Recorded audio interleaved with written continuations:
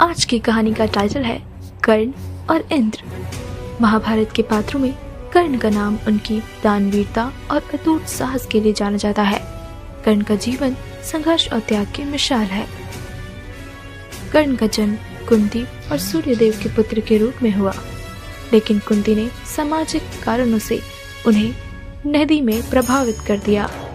अधिरथ और राधा नामक सारथी दंपति ने उन्हें अपना लिया और उनका पालन पोषण किया। कर्ण को बचपन से ही अपनी जाति और सामाजिक स्थिति के कारण अपमान सहना पड़ा, लेकिन उन्होंने कभी हार नहीं मानी। उन्होंने महान योद्धा बनने का सपना देखा और परशुराम से शिक्षा प्राप्त की। कर्ण को जन्म से ही सूर्यदेव द्वारा एक दिव्य कवच और कुंडल प्राप्त हुए थे। ये कवच और कुंडल उन्हें अजय बनाते थे। कोई भी शस्त्र उन्हें भेद नहीं सकता था। उनकी यह शक्ति महाभारत के युद्ध में पांडवों के लिए खतरा बन सकती थी, विशेष रूप से अर्जुन, जो कर्ण के सबसे बड़े प्रतिद्वंदी थे। महाभारत युद्ध के आरंभ से पहले इंद्रदेव, जो अर्जुन के पिता थे, चिंतित थे कि कर्ण का कवच और कुंडल अर्जुन के लिए बड़ा खतरा बन सकते हैं। उन्होंने कर्ण से उनका कवच और कुंडल मांगने का निश्चय किया। इंद्र जानते थे कि कर्ण अपनी दानवीरता के लिए प्रसिद्ध है और कभी किसी याचक को खाली हाथ नहीं लौटाते। एक दिन कर्ण अपने नित्य कर्म और पूजा में लीन थे। तभी इंद्र एक ब्राह्मण के वेश में उनके पास पहुंचे। उन्होंने कर्ण से कहा, हे कर्ण, मैं आपसे कुछ मांगने आया हूँ। मुझे आपका कवच और कुंडल चाहिए। कर्ण ने तुरंत उनका स्वागत किया और कहा, आप जो भी मांगेंगे मैं वो देने के लिए तैयार हूँ। जब कर्ण को पता चला कि याचक उनका कवच और कुंडल मांग रहा है, तो वे समझ गए कि यह कोई साधारण व्यक्ति नहीं है। फिर भी उन्होंने देने का निश्चय किया। कर्ण ने बिना किसी झिझक के अपने शरीर से कवच और कुंडल को काटकर ब्राह्मण के रूप में आए इंद्र को दे दिया। इस प्रक्रिया में उनका शरीर लहूलुहान हो गया, लेकिन उन्होंने दर्द की परवाह नहीं की। दान करना ही मेरी धर्म है, चाहे यह मेरा जीवन की क्यों न छीन ले, मैं दान से पीछे नहीं हटूंगा। कर्ण के इस महान त्याग को देखकर इंद्र अभिभूत रह गए। उन्होंने कर्ण को वरदान स्वरूप शक्ति नामक अमोघ शस्त्र दिया। यह शस्त्र एक बार प्रयोग करने पर शत्रु को अवश्य नष्ट कर सकता था। इंद्र ने कहा, हे कर्ण, तुमने अपनी दानवीरता से मुझे प्रभावित किया है। यह शस्त्र तुम्हारे साहस और धर्म का प्रतीक होगा। कर्ण का यह त्याग उनके महान व्यक्तित्व को दर्शाता है। उन्होंने ये जानते हुए भी कि कवच और कुंडल उनके जीवन की सुरक्षा के लिए आवश्यक है, उन्हें दान कर दिया। यह घटना उनकी दानवीरता और निस्वार्थता का सबसे बड़ा प्रमाण है। महाभारत के युद्ध में कर्ण ने अपने अंतिम सांस तक पांडवों के खिलाफ लड़ाई लड़ी। हालांकि उनके कवच और कुंडल के अभाव में वे अर्जुन के हाथों वीर गति को प्राप्त हुए। उनका जीवन ये सिखाता है कि सच्चा योद्धा वह है जो अपने सिद्धांतों और धर्म का पालन करता है, चाहे परिस्थिति कैसी भी हो। कर्ण और इंद्र का प्रसंग महाभारत का सबसे प्रेरणादायक अध्याय है। यह कहानी दान, धर्म और निस्वार्थता का प्रतीक है। कर्ण और इंद्र की यह कहानी हर व्यक्ति को यह सिखाती है कि सच्चा बलिदान और निस्वार्थता ही जीवन का सबसे बड़ा धर्म है। कर्ण का जीवन प्रेरणा ही संघर्ष और कठिनाइयों के बावजूद अपने सिद्धांतों पर अडिग रहना ही सच्चा साहस है। आज के लिए बस इतना ही। मिलते हैं अगली वीडियो में, तब तक के लिए धन्यवाद।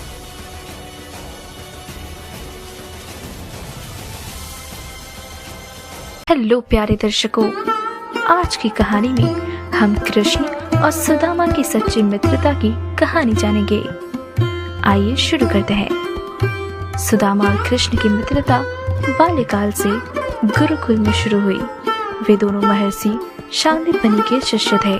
गुरुकुल में वे साथ पढ़ते, खेलते और गुरु की सेवा करते थे। सुदामा एक ब्राह्मण परिवार से थे और अत्यंत साधारण जीवन जीते थे, जबकि कृष्ण यदुवंश के राजकुमार थे। लेकिन उनके बीच कभी भी स्थिति या धन का अंतर उनकी मित्रता को प्रभावित नहीं कर सका। गुरुकुल से शिक्षा पूरी करने के बाद दोनों अपने अपने जीवन में व्यस्त हो गए। कृष्ण द्वारका के राजा बने, जबकि सुदामा ने एक साधारण ब्राह्मण का जीवन जिया। सुदामा गरीबी में जीवन व्यतीत कर रहे थे। उनके पास पर्याप्त धन और संसाधन नहीं थे। उनकी पत्नी और बच्चे भी कठिनाइयों का सामना कर रहे थे। एक दिन सुदामा की पत्नी ने उनसे कहा, आपके मित्र श्री कृष्ण अब द्वारका के राजा हैं। यदि आप उनसे सहायता मांगे तो हमारी समस्याएं हल हो सकती है। सुदामा, जो स्वाभिमानी और सच्चे भक्त थे, सहायता मांगने में संकोच कर रहे थे, लेकिन अपनी पत्नी और बच्चों की स्थिति देखकर उन्होंने द्वारका जाने का निश्चय किया। सुदामा ने कृष्ण के लिए एक उपहार लेने का सोचा। उन्होंने अपनी पत्नी से कहा, मेरे पास देने के लिए कुछ नहीं है, लेकिन मैं उन्हें अपनी सच्ची भावनाएं और प्रेम अर्पित करूंगा। उनकी पत्नी ने चावल का एक छोटा सा पोटली तैयार की, जिसमें सुदामा अपने मित्र के लिए लेकर गए। यह उपहार उनकी गरीबी और प्रेम का प्रतीक था। जब सुदामा द्वारका पहुंचे तो उन्होंने देखा कि कृष्ण एक भव्य महल में रहते थे, लेकिन उनके मन में कोई ईर्ष्या नहीं थी। जब कृष्ण को पता चला कि सुदामा उनके द्वार पर आए हैं तो वे अपने मित्र से मिलने दौड़े। उन्होंने सुदामा को गले लगाकर उनका स्वागत किया। श्री कृष्ण ने कहा, हे सुदामा, इतने वर्षों बाद तुमने मुझे याद किया। यह मेरा सौभाग्य है कि आज तुम मेरे घर आए हो। कृष्ण ने सुदामा के पैर धोए, उन्हें राजकीय सम्मान दिया और उनके साथ भोजन किया। सुदामा ने झिझकते हुए अपनी पोटली कृष्ण को दी। इसमें चावल थे जो उनकी पत्नी ने प्रेम से भेजे थे। कृष्ण ने खुशी खुशी चावल खाए और कहा, यह उपहार मेरे लिए अनमोल है। इसमें तुम्हारा प्रेम और समर्पण है। सुदामा ने मदद के लिए कुछ नहीं कहा, लेकिन कृष्ण उनकी स्थिति समझ गए। सुदामा ने द्वारका से विदा ली। उन्होंने कृष्ण से कुछ नहीं मांगा, लेकिन उनके प्रेम और सत्कार से उनका हृदय भर गया। जब सुदामा अपने घर लौटे तो उन्होंने देखा कि उनकी झोपड़ी एक सुंदर महल में बदल चुकी है। उनकी पत्नी और बच्चे खुशी से झूम रहे थे। कृष्ण ने बिना कुछ कहे उनकी सभी समस्याओं को हल कर दिया था। कृष्ण और सुदामा की यह कहानी सिखाती है कि सच्चे मित्र में न स्वार्थ होता है और न ही धन का महत्व। यह केवल हृदय का संबंध है, जो समय और परिस्थिति से परे होता है। कृष्ण और सुदामा की मित्रता महाभारत का सबसे सुंदर और प्रेरणादायक प्रसंग है। यह कहानी हमें यह भी सिखाती है कि सच्चा प्रेम और मित्रता अमूल्य है। कृष्ण और सुदामा की यह कहानी हर व्यक्ति के लिए प्रेरणा है कि जीवन में मित्रता, प्रेम और समर्पण को प्राथमिकता दे। यही जीवन की सच्ची संपत्ति है। आज के लिए बस इतना ही। मिलते हैं अगली वीडियो में। तब तक के लिए धन्यवाद। हेलो प्यारे दर्शकों, आज की वीडियो में हम जानेंगे गुरु द्रोणा की दुविधा। महाभारत की कथा में गुरु द्रोणाचार्य का चरित्र धर्म, कर्तव्य और दुविधा का प्रतीक है। द्रोणाचार्य का जन्म एक ब्राह्मण परिवार में हुआ था। वे महान ऋषि भारद्वाज के पुत्र थे। द्रोण ने परशुराम से शिक्षा प्राप्त की और धनुर्विद्या से निपुण हो गए। उनकी पत्नी का नाम कृपि था और उनका पुत्र अश्वत्थामा था। द्रोण अपने परिवार को सुखी रखने और अपने पुत्र को श्रेष्ठ बनाने के लिए प्रयासरत थे, लेकिन गरीबी और जीवन की कठिनाइयों ने उन्हें हस्तिनापुर का गुरु बनने पर मजबूर कर दिया। द्रोणाचार्य को हस्तिनापुर के राजकुमारों का शिक्षक नियुक्त किया गया। उन्होंने पांडवों और कौरवों दोनों को धनुर्विद्या सिखाई। अर्जुन उनके सबसे प्रिय शिष्य थे। अर्जुन की लगन और कौशल ने गुरु द्रोण को प्रभावित किया। उन्होंने वचन दिया कि अर्जुन को संसार का सबसे महान धनुर्धर बनाएंगे, लेकिन यही वचन उनके लिए बाद में दुविधा का कारण बना।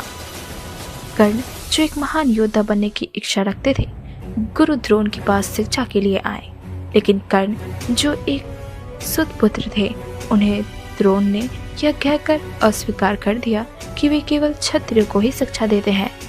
यह निर्णय द्रोण के लिए आसान नहीं था।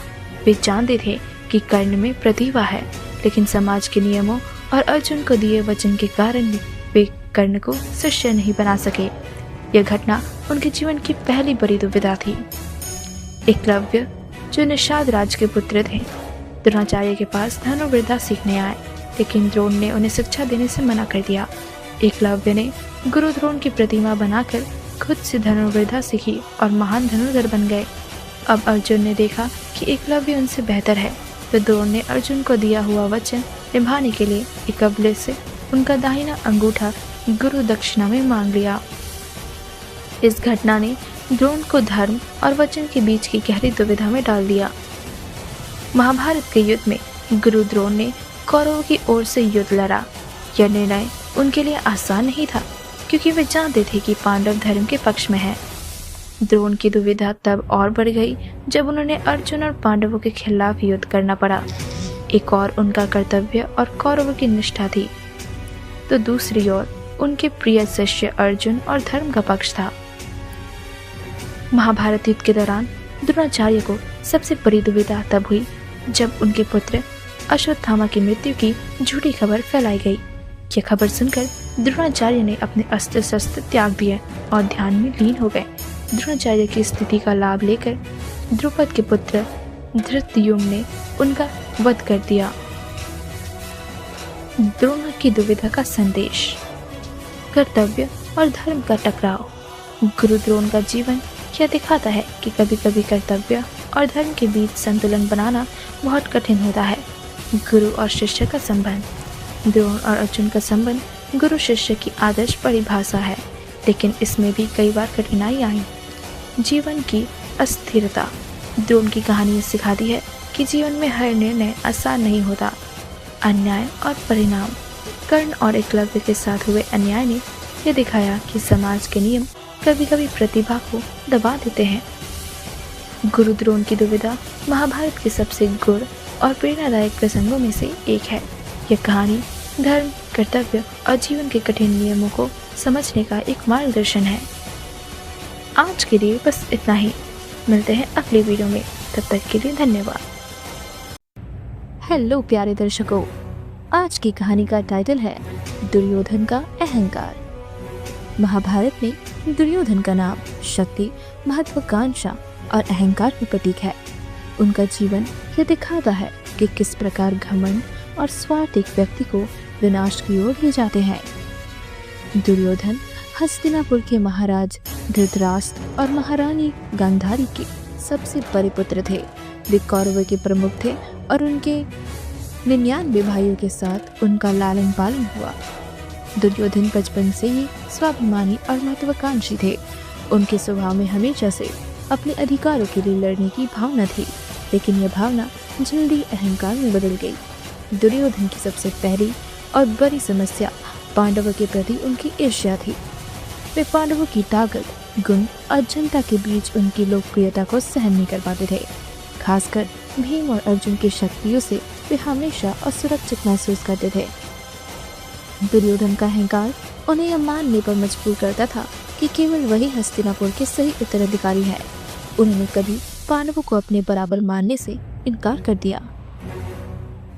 दुर्योधन का अहंकार उस समय अपने चरम पर पहुंच गया जब उन्होंने अपने मामा शकुनी के साथ मिलकर पांडवों को जुए के खेल में फंसाया। इस खेल में शकुनी ने अपनी चालाकी से पांडवों को उनके राज्य, धन दौलत और यहाँ तक कि द्रौपदी को भी दांव पर लगवा दिया। जब युधिष्ठिर हार गए तो दुर्योधन ने द्रौपदी को सभा में लाकर उनका अपमान करने का आदेश दिया। दुर्योधन ने दुशासन से कहा, द्रौपदी को इस सभा में लाओ और दिखाओ कि अब वह हमारी दासी है। जब द्रौपदी ने भगवान श्री कृष्ण को पुकारा तो उन्होंने उनकी लाज बचाई। इसके बाद श्री कृष्ण ने दुर्योधन और कौरव को चेतावनी दी कि उनका यह अहंकार उनके विनाश का कारण बनेगा। श्री कृष्ण ने कहा, जहाँ धर्म है वहीं विजय है। तुम्हारा अन्याय और अहंकार तुम्हें और तुम्हारे पूरे वंश को नष्ट कर देगा।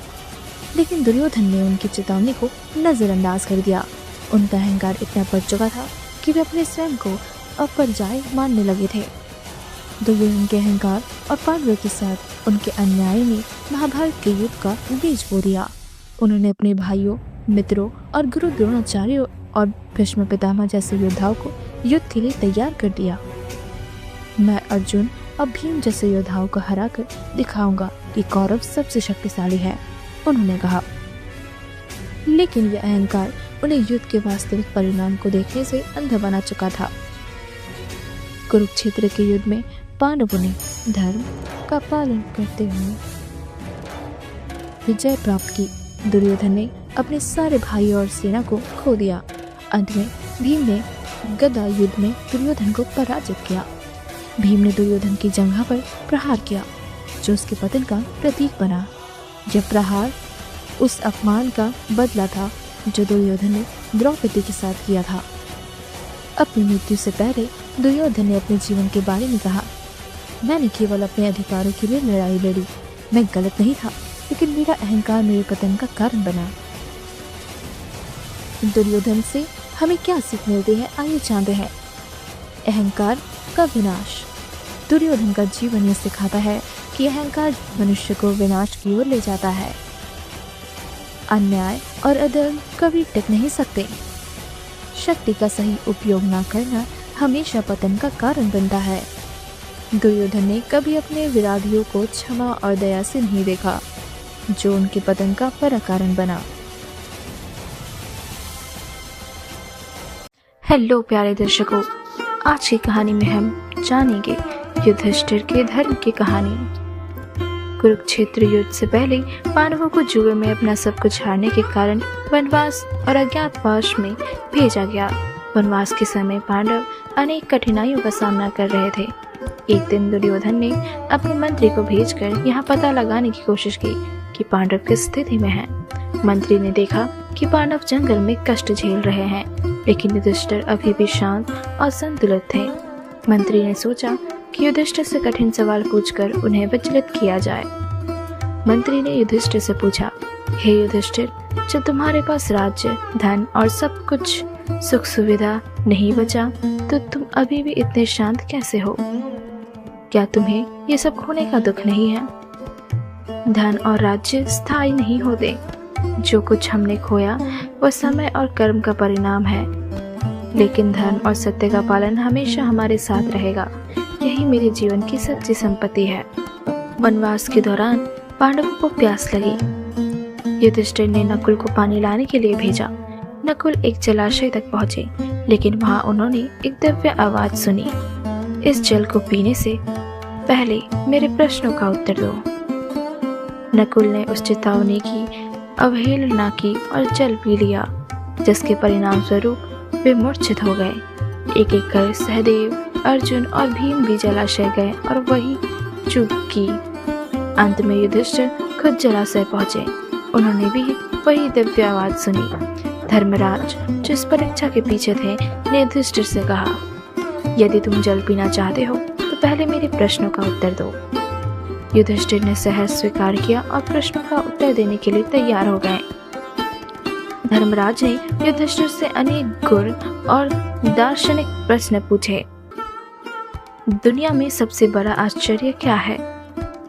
हर दिन हम देखते हैं कि लोग मृत्यु को प्राप्त होते हैं, फिर भी हम यह सोचते हैं कि हम अमर हैं। यही सबसे बड़ा आश्चर्य है। मनुष्य का सबसे बड़ा मित्र कौन है? धर्म मनुष्य का सबसे बड़ा मित्र है। यह हमारे साथ जन्म से मृत्यु तक रहता है। दुनिया में सबसे मूल्यवान चीज क्या है? ज्ञान सबसे मूल्यवान है, क्योंकि इसे ना कोई चुरा सकता है और ना ही यह समाप्त हो सकता है। युधिष्ठिर ने सभी प्रश्नों के उत्तर सही और धैर्यपूर्वक दिए। उनकी सत्यनिष्ठा और विवेक से प्रभावित होकर धर्मराज ने कहा, हे युधिष्ठिर, तुम्हारे भाइयों को जीवन दान मिलता है। तुमने धर्म और सत्य का पालन कर यह सिद्ध कर दिया कि तुम सच्चे धर्मराज हो। युधिष्ठिर न केवल सत्यनिष्ठ थे, बल्कि न्यायप्रियक भी थे। एक अन्य प्रसंग में जब महाभारत युद्ध समाप्त हो चुका था और धृतराष्ट्र, गांधारी और कौरवों के परिवार दुख में थे, युधिष्ठिर ने अपने चाचा और चाची की सेवा की। उन्होंने कहा, जो हुआ वह धर्म और कर्म का परिणाम था, लेकिन अब हमारा कर्तव्य है कि हम अपने परिवार को संभालें और उन्हें सम्मान दें। युधिष्ठिर का जीवन महाभारत का एक आदर्श पहलू है, जो यह सिखाता है कि धर्म, सत्य और न्याय के मार्ग पर चलना ही जीवन का सबसे बड़ा कर्तव्य है। यह कहानी हमें प्रेरित करती है कि हम अपने जीवन में सच्चाई और धर्म का पालन करें, चाहे परिस्थितियां कैसी भी हो। यही हमारे जीवन को मूल्यवान और सार्थक बनाता है। आज के लिए बस इतना ही। मिलते हैं अगली वीडियो में। धन्यवाद। हेलो प्यारे दर्शकों, आज की कहानी में शांतनु और सत्यवती के प्रेम की कहानी जानेंगे। महाभारत की शुरुआत कई घटनाओं से होती है, लेकिन इसका आधार राजा शांतनु और सत्यवती की प्रेम कहानी से जुड़ा है। शांतनु हस्तिनापुर के राजा थे। वे एक पराक्रमी, न्यायप्रिय और दयालु शासक थे। उनके शासन में हस्तिनापुर समृद्ध और शक्तिशाली राजा था। शांतनु का जीवन शांत और व्यवस्थित था, जब तक कि उनकी मुलाकात सत्यवती से नहीं हुई। सत्यवती के आने से उनके जीवन में एक नया मोड़ लिया। सत्यवती एक मछुआरे की पुत्री थी। उनका जन्म यमुना नदी के तट पर हुआ था। वे अपनी अद्वितीय सुंदरता और दिव्य सुगंध के लिए प्रसिद्ध थी। सत्यवती का पालन पोषण मछुआरों के समुदाय में हुआ, लेकिन वे अपनी योग्यता और आचरण से किसी राजकुमारी से कम नहीं थी। एक दिन राजा शांतनु शिकार पर गए। यमुना नदी के किनारे उन्होंने सत्यवती को देखा। उनकी सुंदरता और सरलता ने राजा शांतनु का हृदय मोह लिया। राजा शांतनु ने सत्यवती से विवाह का प्रस्ताव रखा। सत्यवती भी शांतनु से प्रभावित हुई, लेकिन उनके पिता ने इस विवाह के लिए एक शर्त रखी। सत्यवती के पिता ने कहा, मैं अपनी पुत्री का विवाह आपसे तभी करूंगा जब उसके पुत्र को हस्तिनापुर का राजा बनने का अधिकार मिलेगा। यह सुनकर राजा शांतनु असमंजस में पड़ गए। उनके पहले से ही भीष्म नामक पुत्र थे, जो राजा बनने के योग्य और हस्तिनापुर के उत्तराधिकारी थे। शांतनु ने सत्यवती के पिता की शर्त को अस्वीकार कर दिया, लेकिन सत्यवती के प्रति उनका प्रेम दिन प्रतिदिन बढ़ता गया। राजा शांतनु का यह दुख उनके पुत्र भीष्म ने देखा। भीष्म, जो अपने पिता के प्रति अत्यंत निष्ठावान थे, ने सत्यवती के पिता के पास जाकर कहा, मैं हस्तिनापुर के सिंहासन का त्याग करता हूँ। सत्यवती के पुत्र ही इस राज्य के राजा बनेंगे। सत्यवती के पिता ने यह सुनकर कहा, लेकिन आपके पुत्र भविष्य में राजा बनने का दावा कर सकते हैं। भीष्म ने यह सुनकर एक भयंकर प्रतिज्ञा ली। उन्होंने कहा, मैं आजीवन ब्रह्मचारी रहने की प्रतिज्ञा करता हूँ। मेरे कोई संतान नहीं होगी और मैं अपनी पूरी जिंदगी हस्तिनापुर की सेवा में समर्पित करूंगा। उनकी इस प्रतिज्ञा को सुनकर देवताओं ने उन्हें भीष्म नाम दिया। भीष्म के इस त्याग के बाद सत्यवती के पिता ने अपनी बेटी का विवाह राजा शांतनु से करवा दिया।